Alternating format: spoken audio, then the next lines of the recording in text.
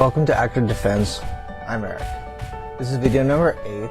We are returning to everyday uses of firearms in a responsible, defensive manner by everyday citizens and by law enforcement. Please subscribe to the channel and hit that notification bell to your right. Also, please consider becoming a patron to my channel as well, by hitting the Patreon link below in the description. Also, please share your thoughts on active defense and how our founders provided for our national defense via the Second Amendment and whatnot. Let's get into it. Okay, welcome back. Let's get into these stories. First one is woman shot boyfriend in self-defense. The woman told officers that the man threw her on the ground and she was afraid for her life. A woman shot her boyfriend in Lackawanna County Thursday night, but he is the one facing criminal charges. The police say the woman was acting in self-defense when she shot Eric Stefkowich, I'll just call him Eric, it'll be easier, at a home in Jessup. The woman told officers Stefkowich threw her to the ground and she was afraid for her life. Police said she shot Stefkowich in the leg with a pistol she is licensed to carry. He was treated for his injuries and facing charges of assault and harassment in Lackawanna County. Okay. Next story.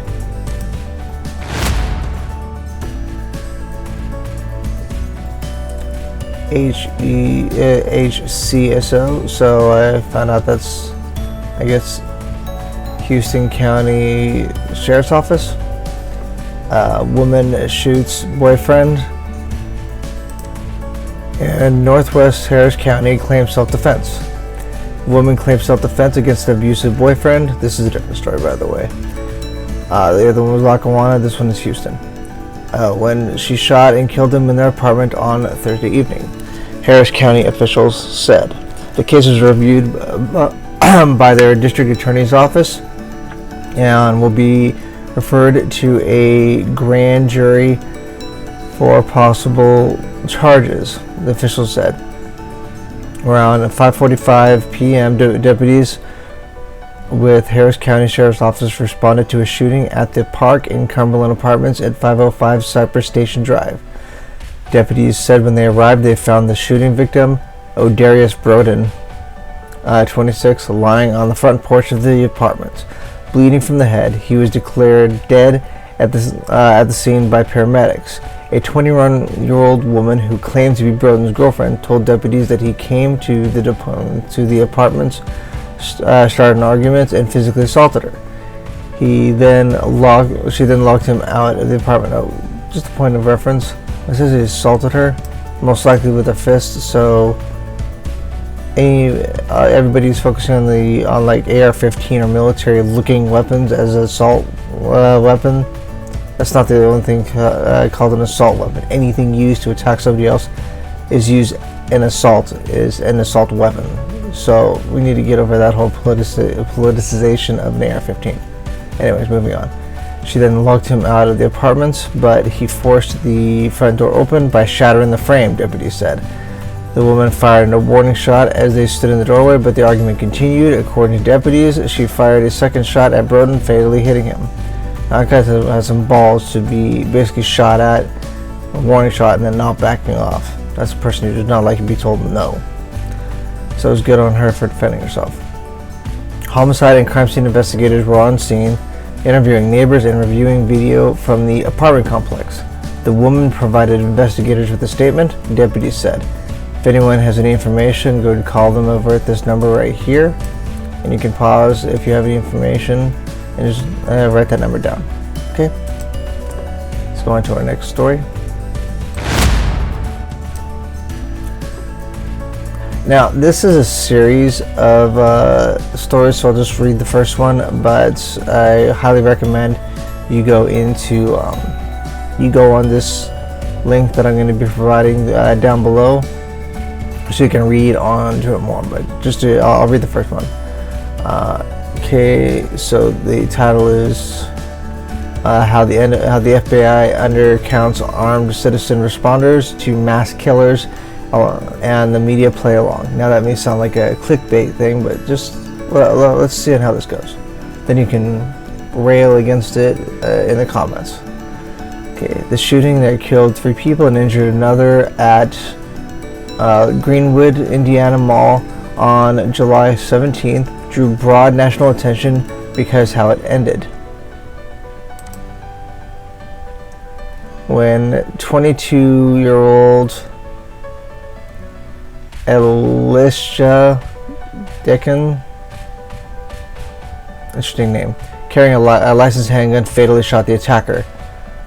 So there's one guy who responsibly used his licensed handgun and shot back, ending a mass shooting. Not all mass shootings are, I mean, it's not like all shootings out there are mass shooting, but whenever there are people like this responsibly using their weapons, they're stopped fairly quickly. And it's one of the ways that Uvalde could have been completely avoided. While Decken was praised for his courage and skill, squeezing off his first shot 15 seconds after the attack began from a distance of 40 yards. Now, that's far. 120 feet? That's far. He's a good shot. Much of the news coverage drew from FBI-approved statistics to assert that armed citizens almost never stop attackers. Rare in U.S. for active shooter to be stopped by a bystander. One headline. Rampage in Indiana, a rare instance of armed civilian ending a mass shooting. Probably not that rare, but there's another headline. And after Indiana mall shooting, one hero, but no lasting solution to gun violence. Obviously, there's some political undercurrent there. But continuing on, evidence compiled by the organization I run, the Crime Prevention Research Center, and others suggest that FBI undercounts by an order of more than 3 the number of incidents in which armed citizens have thwarted such attacks, saving untold numbers of lives. Although many news stories about the Greenwood shooting also suggested that the defensive use of guns might endanger others, there's no evidence that these acts have harmed innocent victims. Yeah, if you're being irresponsible in the defensive use of guns, it can endanger others because you're not aiming the weapons correctly. But obviously these people are not using them improperly, so let's move on from there. So much of our public understanding of this issue is malformed by this single agency, meaning the FBI, notes Theo Wold, former acting assistant attorney general in the U.S. Department of Justice. Quote, when the Bureau gets it so systematically and persistently wrong, the cascading effect is incredibly deleterious. The FBI exerts considerable influence over state and local law enforcement and policymakers at all levels of government. So I'm going to stop it there. And good job on this gentleman, Mr. Decken, for stopping the mass shooting. And as you can see, there's a lot of other stories. There's a lot of other information to go over. So I'll leave it up to you to, as the audience, to go ahead and look through it as you like. Like I said, the link to that will be down at the bottom. Okay, next story. Second man dies after June shooting incident. Anderson, a second man has died. That's the one who wrote it. A second man has died from gunshot wounds suffered on June 19th at the intersection of 16th Street and Madison Avenue. Stephen Wade Childress, 25, Muncie, died on August 4th from wounds he received that night. Madison County Prosecutor Rodney Cummings, this gentleman, said Thursday that Landon Hill shot Childress 3 times in the chest following a night of several shooting incidents in the area. Hill, 24, died on June 19th from gun wounds to the back. So it looks like he was shot back as he was running away. Otherwise, it wouldn't have been the back. Okay, there will be no charges filed, Cummings said. It appears to both shootings were in self-defense. Possible gun-related charges will be filed, he said. There were a lot of people shown on video shooting guns, and Anderson police are attempting to locate them. Cummings said that the Anderson Police Department investigated the incident, and Devin Myers was a person of interest in the shooting of Hill. Myers was arrested in Muncie on murder charges. So Muncie in this case is the area, town, whatever. As he said, evidence indicated Myers shot Hill, but it was in the defense of others. Caleb McKnight, public information officer for APD, meaning Anderson PD, said detectives conducted an extensive investigation and a case report turned over to the prosecutor's office. The initial shooting happened around midnight when officers were dispatched to a report of gunshots. Officers found 2 victims when they arrived. They administered first aid and secured the area for medics to transport the victims to a local hospital. On the second incident, Madison County Coroner Dr. Troy Abbott said Hill, 24, died from a gunshot wound, and the second victim was transported to an Indianapolis hospital. Then it goes on to talk about the news releases, the news reports. Said when officers, the second incident occurred about 3:30 a.m. when officers responded to a second report of gunshots in the same area.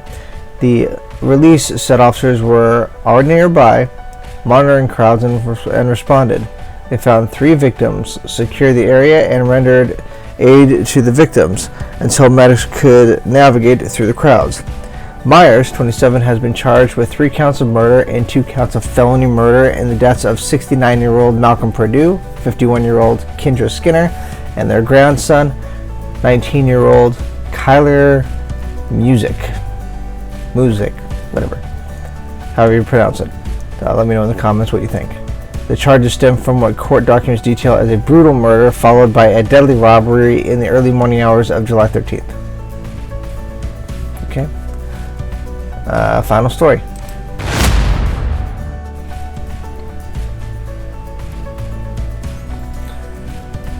Amazon driver acted in self-defense when shooting knife-wielding man. It would have been nice to have a video on this, but apparently it's not going to be happening. Okay, in Middletown, Ohio, an Amazon delivery driver is not facing any charges after he shot a knife-wielding man on Sunday. The driver was out on his route when the suspect, Christopher Roberts, walked up to him with a knife, according to Middletown police. Obviously, the Amazon driver, was in fear, explained Middletown Police Chief David Burke. So, in defense of himself, he was able to discharge a firearm, striking the individual in the leg area. The police report shows Roberts is suspected of being under the influence of drugs when he confronted the Amazon driver. After being shot in the leg, Roberts ran from the scene and was eventually found by police, who took him to Atrium Medical Center, Chief Burke said. Officers were investigating the shooting to determine if it was done in self-defense when Roberts walked out of the hospital, the chief explained. Him walking away from the hospital kind of helped clarify the situation. The Amazon delivery driver was just defending himself, Chief Burke said. Police found Roberts and took him to a different hospital for treatment. So it doesn't have to be gun against gun, it could be gun against knife, which is just as deadly, especially within 21 feet. Okay, I guess that's about it. That is our 5 stories, or our 5 articles for this video. Please continue to subscribe to the channel so you can follow along as I reinforce how reasonable and responsible gun ownership can save lives, not just your own, but also those around you, those who you love, your friends and family, but also innocent bystanders around you. Everyone benefits when people who responsibly use firearms for the benefit of others. Have a good night and God bless.